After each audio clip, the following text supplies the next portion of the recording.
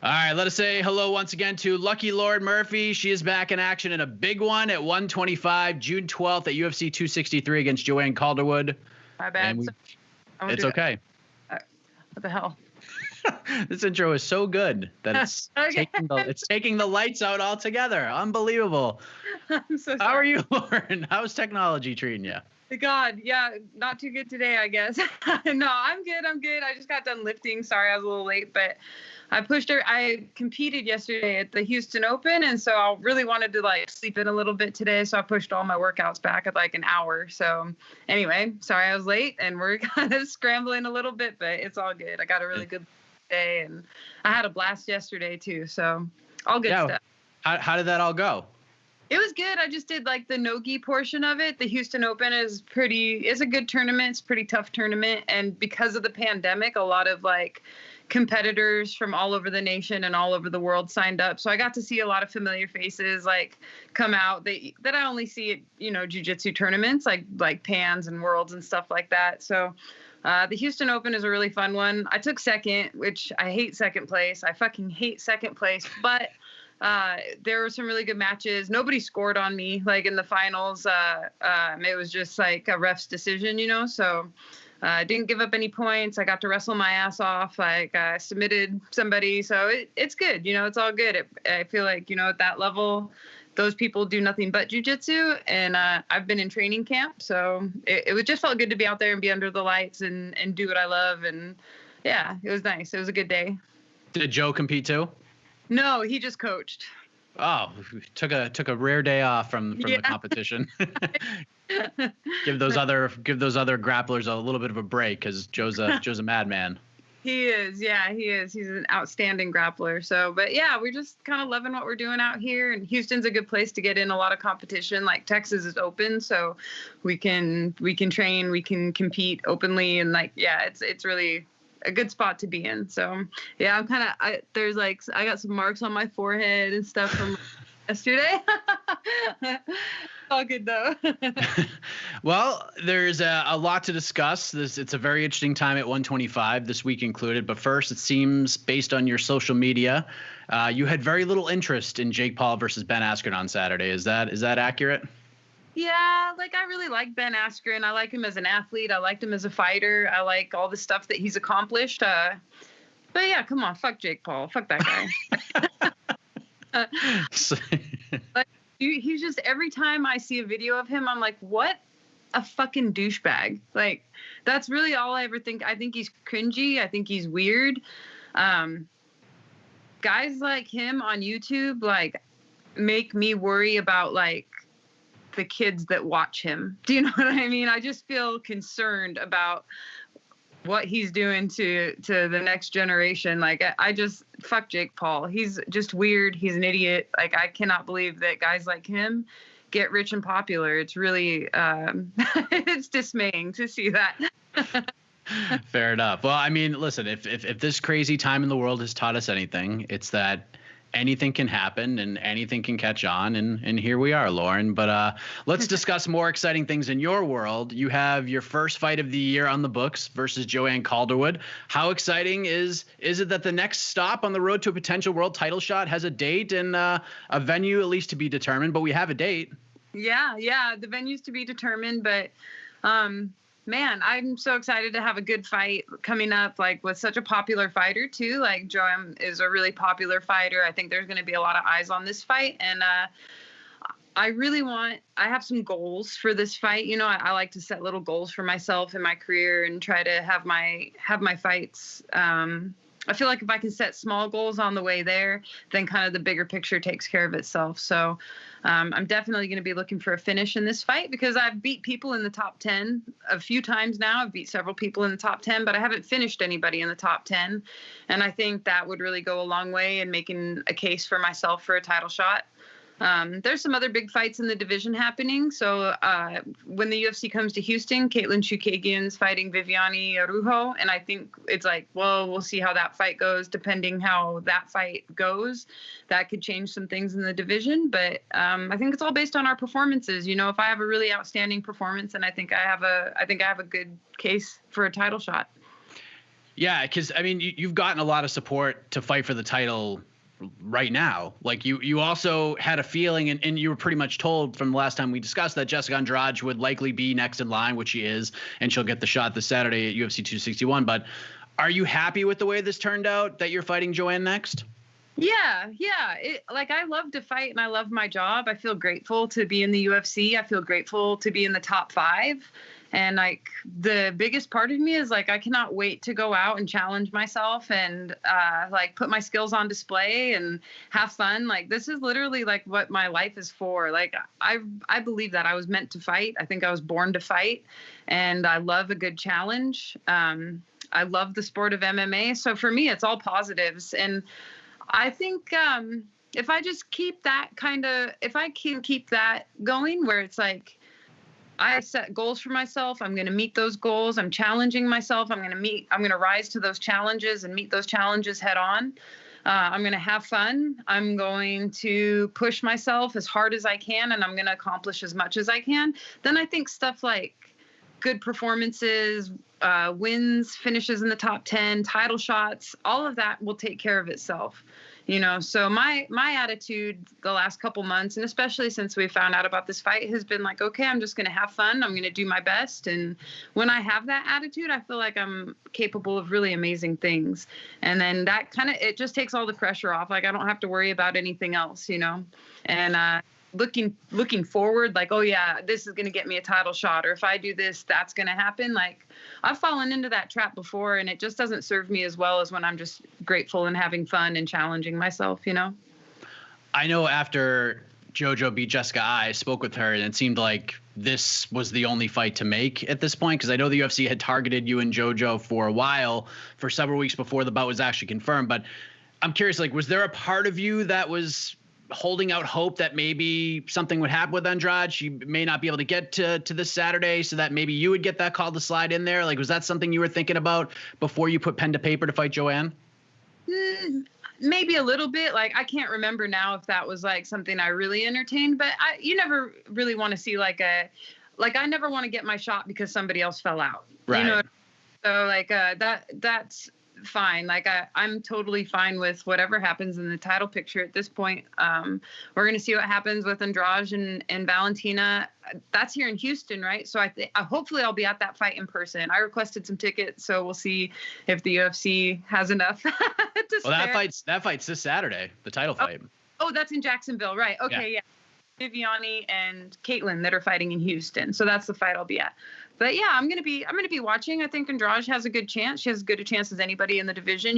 She's got some skills, like her strength and explosiveness, her takedowns like on the cage, and the way that she can like, she's so explosive. She lifts people and she hurts them when she does it. Like when she slams people. We'll see how Valentina deals with that. It's gonna be an interesting fight. And then the other fight that's in the top 5, the Viviani Araujo and Caitlin Chukagian fight, I'm going to be watching that too. But honestly, it's like, if I just keep having fun and keep doing what's put in front of me, then not only am I going to, the title is going to be like a byproduct of all that, but I also want to be ready for when I have a title shot. Like, I don't want to just be like, oh, I finally got my chance because somebody else fell out. I got to fight for the title. Well, I lost, but who cares? Like, I want to be like, no, I've earned my spot. I've been through all these tests. I get a title, I'm going to get a title shot, and then I'm going to feel prepared for it because I know that I've fought good girls in the division. I've beat tough girls in the division. And the next logical step is for me to fight for the championship. Like, I don't want it to be a gimmick if I get a title shot. I don't want it to be like, oh, they gave it to you because like the UFC favors you, or like there was just nobody else, or like something like that. Like, I want it to be legit. Like, I earned this. And not only am I ready to fight for the championship, but because of the tests that I've been through, I'm also ready to be the champion. And there's a big difference. There's a lot of girls that are happy to just get a title shot, but they don't really want to be the champion. And I think part of that comes from, like, if it gets handed to you without having a lot of tests first, then they don't feel ready, And so yeah. So you want to be kind of like the Charles Oliveira of the women's 125-pound division, just start running through people, and then they just have to. They got to put you in there now. Like, the merit alone, like, he goes out there and just destroys Tony Ferguson, you have to give him a title shot now. Yeah, exactly. And he'll know that he earned it and that he's fought tough people and that nobody handed him shit, you know? And I really love that. That's kind of been my whole career anyway. Nobody ever handed me anything.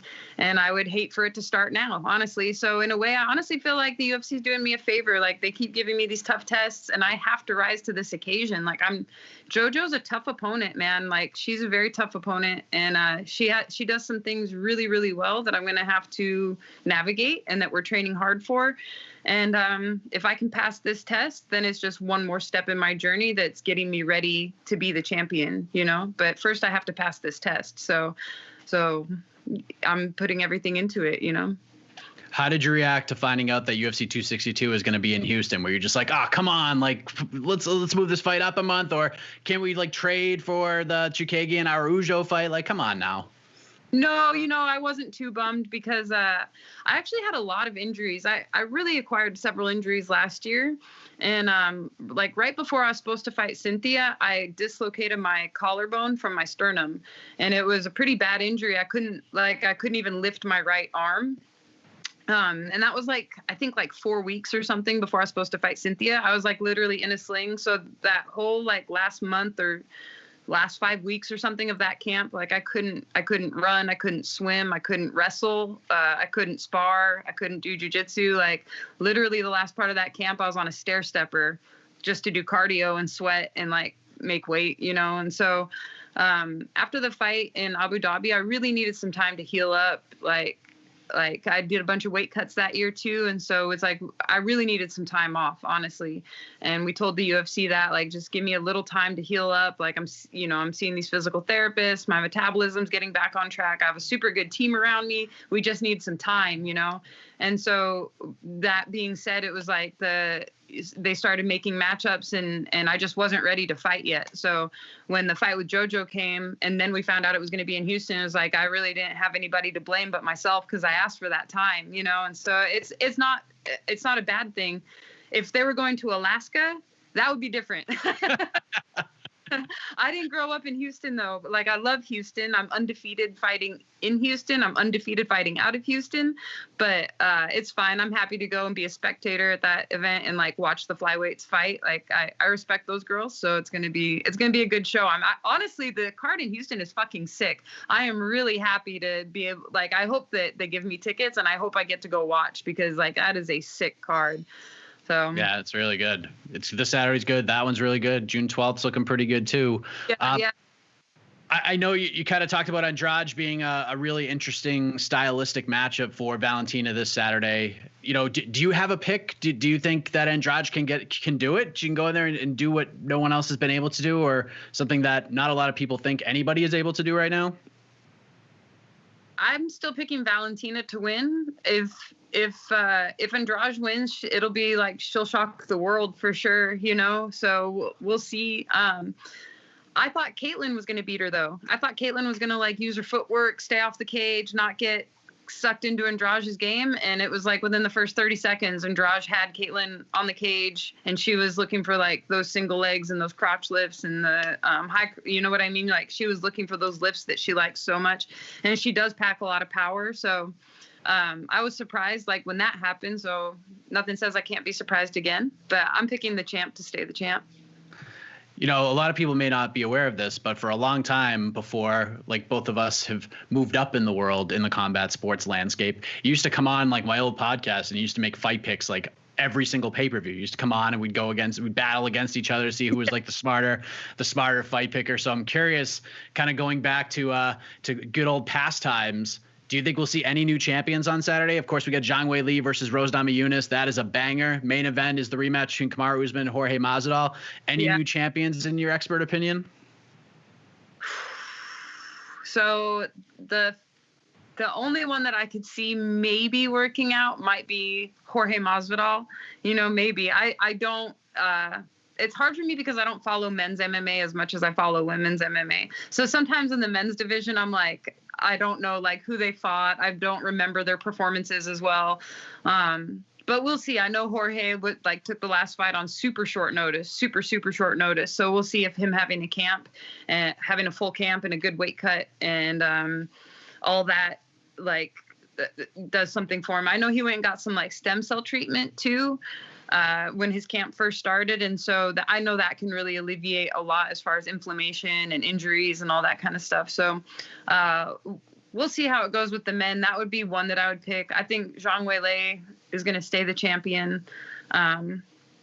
And then I think Valentina is going to keep her belt. So I guess all three of them are going to walk out still holding their belts. But that's what that's why I love this sport, because if something happens, we're all going to be shocked and we're all going to, have a bunch to say about it. Twitter's going to blow up and go nuts. It's going to be a great night if one of the underdogs wins. So, I mean, right?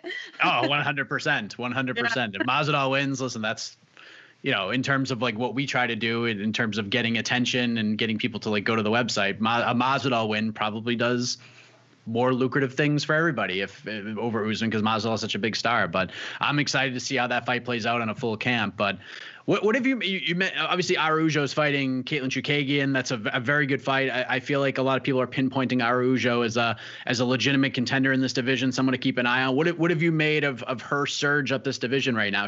I feel like, this was where you were like 2 years ago, starting to make that move. She got, when you got that big finish against Mara, started turning the corner and really starting to surge up the ranks. I feel like Araujo's in a kind of a similar spot right now. Yeah, honestly, I think if Araujo has a really great performance, like if she finishes Caitlin or something, like knocks her out, then I could see them giving Araujo a title shot based on that. I really could. And I wouldn't hate on it that much. You know what I mean? It's like I said, it's like I wouldn't hate it because I feel like I have to pass a lot of tests to get to the title. And it's fine, But she's like, I think she was a Pancrase champion and also a competitive black belt, like on the world circuit, And so that's like two big things. That's like two really big areas of high level competition that she had before even coming to the UFC. And she does have a lot of power. And I honestly think I think she's going to beat Caitlin. So we'll see how she does it, if it's a decision or if she does hit Caitlin on the chin, like that could be lights out. That girl really does pack some power and she's got a really good double leg. She times it really well. And when Caitlin gets taken down, she just puts on a body triangle from bottom. It's like she's not offensive. She doesn't try to get up. And so if the striking is close and then Araujo takes her down, Caitlin's like just going to body triangle her and hang out on bottom and do nothing, And so that'll give Araujo the rounds if that's how she wins. But Araujo's stand-up is good and she's fast and she hits hard. And so if she strokes Caitlin, like she might be, it might be the second or third time Caitlin gets TKO'd this year.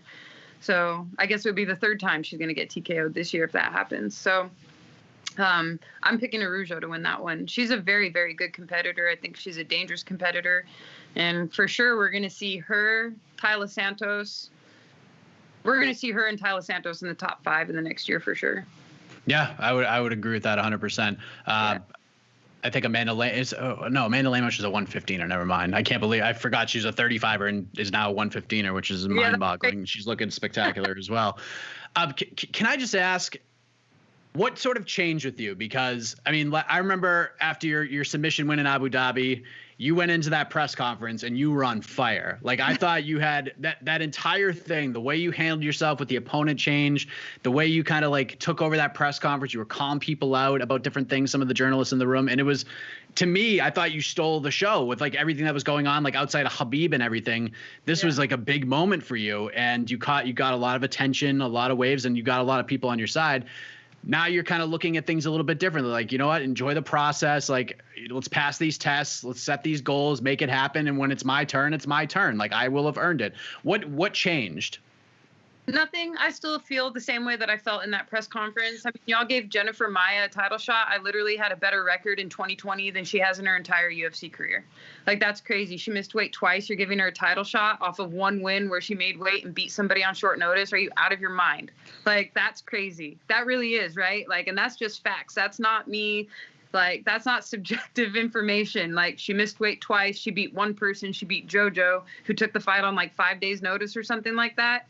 And they were like, oh, yeah, that's impressive. Let's give her a title shot. She was like 3-2 in the UFC or something, So to me, that is crazy. And if you look at the other people that have gotten title shots in this division, I have accomplished what they have accomplished, And that I do feel that that's true, but I also feel that that mindset doesn't serve me very well. And the things change so much in MMA so quickly that it's like, okay, well, that was last year. That's over. Like now we're in a different spot, and there's other women in the division that are coming up and making a splash, and there's other fights being made now. And I feel like you kind of have to have this flexible mentality where sometimes you're willing to sit back and chill and see what's going on in the division.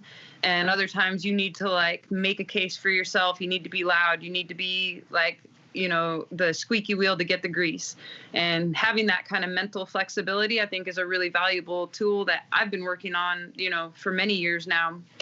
And I think just at this time, it's going to serve me better to be a little more flexible, to see what's going on, to keep improving my skill set, make sure that I'm going into these fights healthy, because as the division grows and develops, the fights are getting more and more dangerous, right? When the division first opened, you kind of had a bunch of girls in there, like the rankings were all kind of fucked up. People were getting title shots off of like wins over nobodies, like, and now the division is really developing. It's getting deeper, and the girls, I think, are much tougher now. And so it's going to keep getting better too. Like the flyweight division is good, and it's going to keep growing and evolving, and so we have to evolve with it. I like the approach. I mean, it seems like you kind of just let that stuff go. Like it's just the uncontrollables, let it fly off to wherever it needs to fly off. Let's focus on the things we control. And I think that's a very freeing feeling. I've talked to a lot of fighters over the years about that. I'm sure you're feeling that way essentially right now. Yeah, it's practice. Like sometimes, I mean, I would be lying if I told you like I'm always in this great mindset. Sometimes down in the dumps about stuff, or I feel a little negative about things going on around me. But you said it perfectly. It's like, if I can't control it, then I'm not going to worry about it. I can't control who the UFC is going to give a title shot to. I can't control who they're going to offer me as an opponent.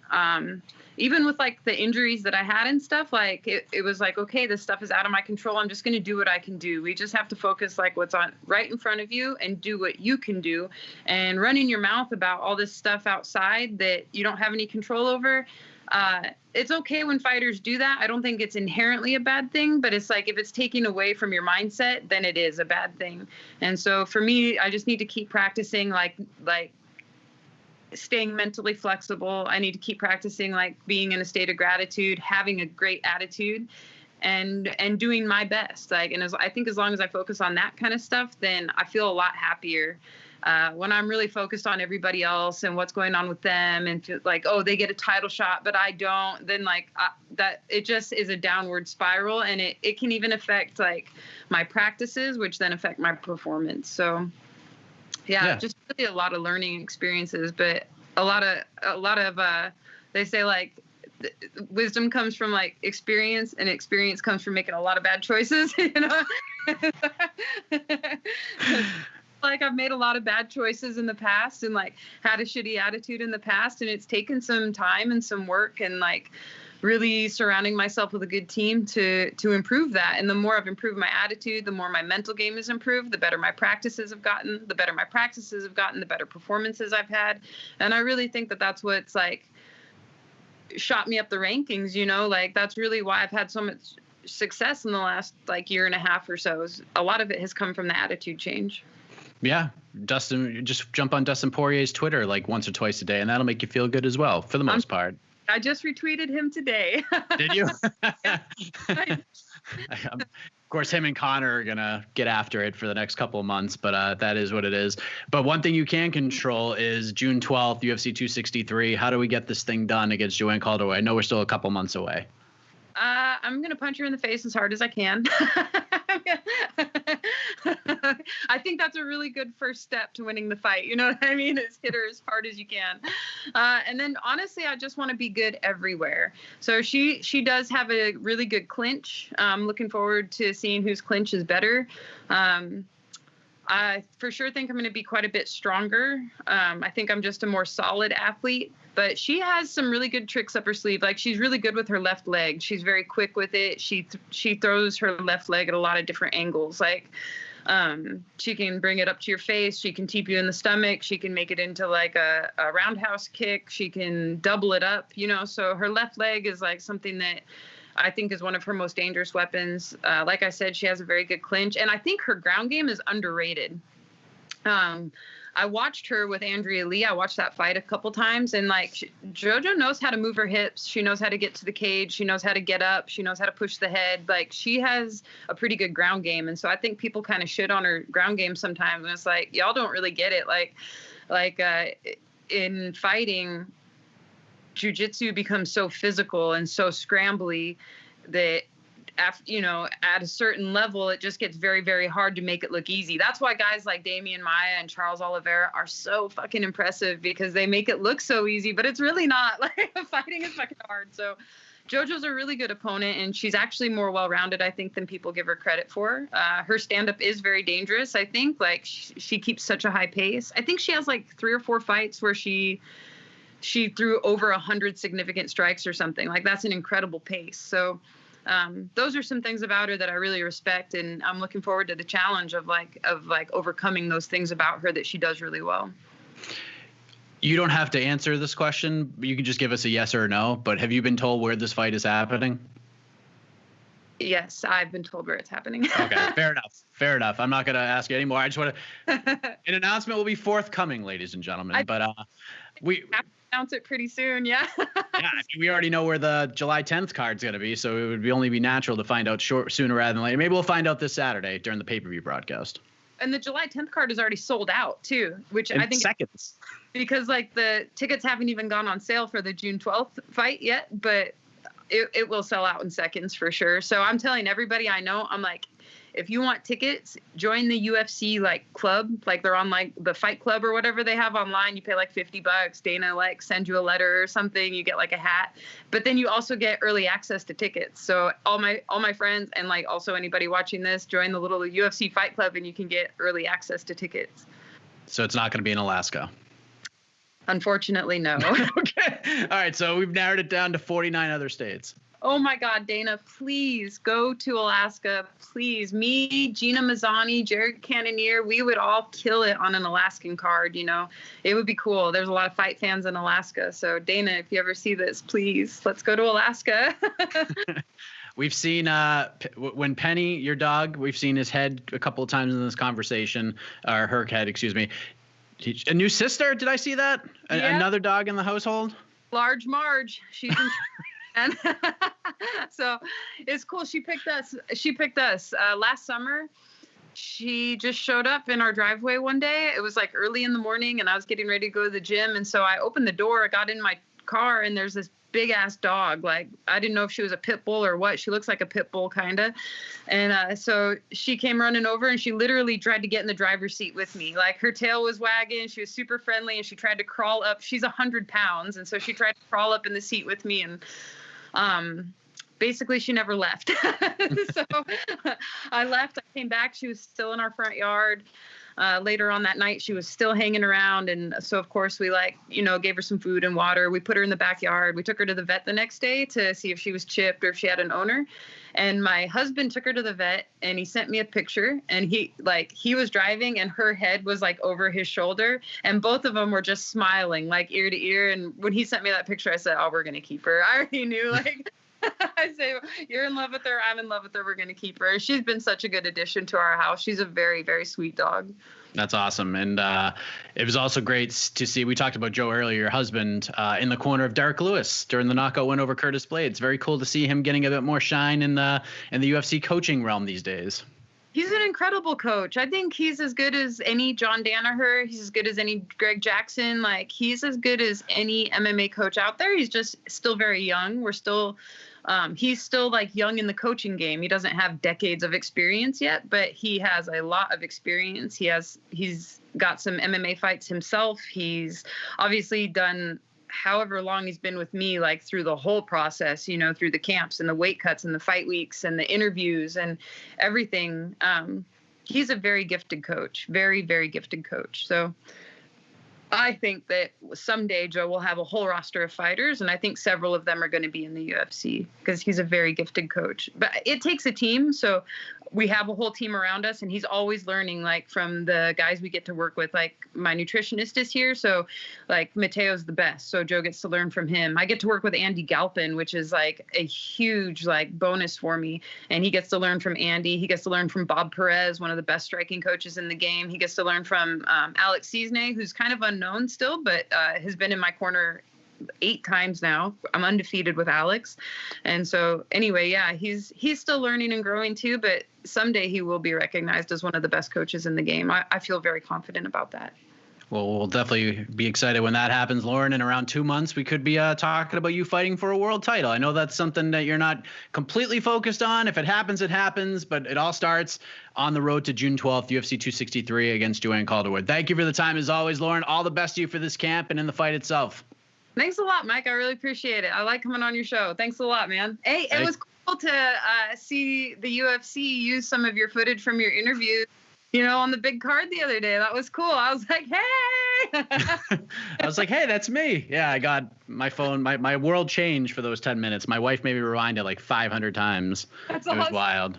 Yeah. So cool. Well, yeah. So that's awesome. We're growing up, Lauren. Look at us trying to. Bottom. Now we're here. trying to find our place in the world. But thank you so much. Always great catching up with you. Yeah, cool. I'll talk to you soon.